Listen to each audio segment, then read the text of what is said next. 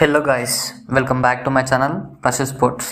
Guys, match number 91 Telugu Titans versus UP Yoddhas match అయితే today 8 PM match start కానుంది. అది వచ్చేసి న్యూ వెన్యూ పూణేలో అయితే జరగనుంది.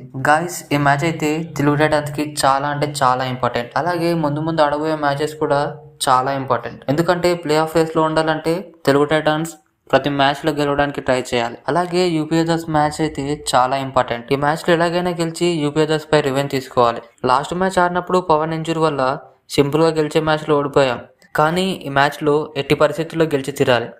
గాయస్, ఈ వీడియోలో వచ్చేసి Telugu Titans versus UP others preview, both teams head to head, both teams starting 7 ఏంటి, అలాగే పవన్ శరావత్ ఈ మ్యాచ్లోనైనా ఆడతాడో లేదో చూద్దాం.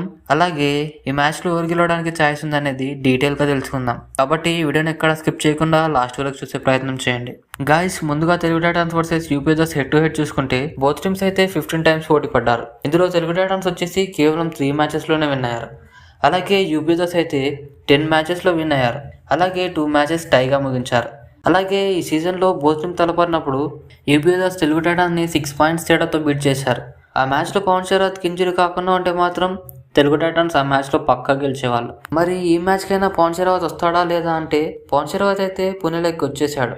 కానీ ఈ మ్యాచ్లో కూడా తను ఎంట్రీ ఇవ్వడనే అనుకుంటున్నా. ఎందుకంటే ముందు మ్యాచెస్ చాలా కీలకమైన మ్యాచెస్. తను ఈ మ్యాచ్లో ఆడి ఇంకా తనకి ఇంజురీ ఎక్కువ అయితే నాకౌట్ మ్యాచెస్లో తెలుగు టైటాన్స్కి పెద్ద దెబ్బే పడుతుంది. కాబట్టి ఇంకా 1 or 2 మ్యాచెస్లో రెస్ట్ తీసుకొని గట్టిగా ప్రాక్టీస్ చేసి నెక్స్ట్ మ్యాచెస్లో ఎంట్రీ ఇస్తాడనిపిస్తుంది.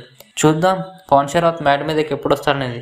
గాయస్, మీరేమనుకుంటున్నారు? పవన్ శరావత్ ఈ మ్యాచ్కైనా వస్తాడనుకుంటున్నారా లేదా? కింద కామెంట్ అయితే చేయండి గాయస్.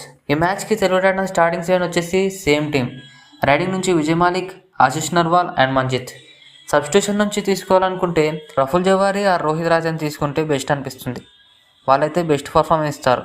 ఒకసారి వాళ్ళకి ఛాయిస్ ఇచ్చి చూస్తే తెలుస్తుంది. అలాగే డిఫెండింగ్ నుంచి వచ్చేసి సాగర్ రవల్, క్రిషందుల్, అంకిత్ జగ్లన్ అండ్ అజిత్ పవార్. సబ్స్టిట్యూషన్లో శంకర్ గడే అండ్ మిలా జాబర్ని తీసుకోవాలి. ఇదిగా తెలుగు టైటాన్స్ స్టార్టింగ్ 7.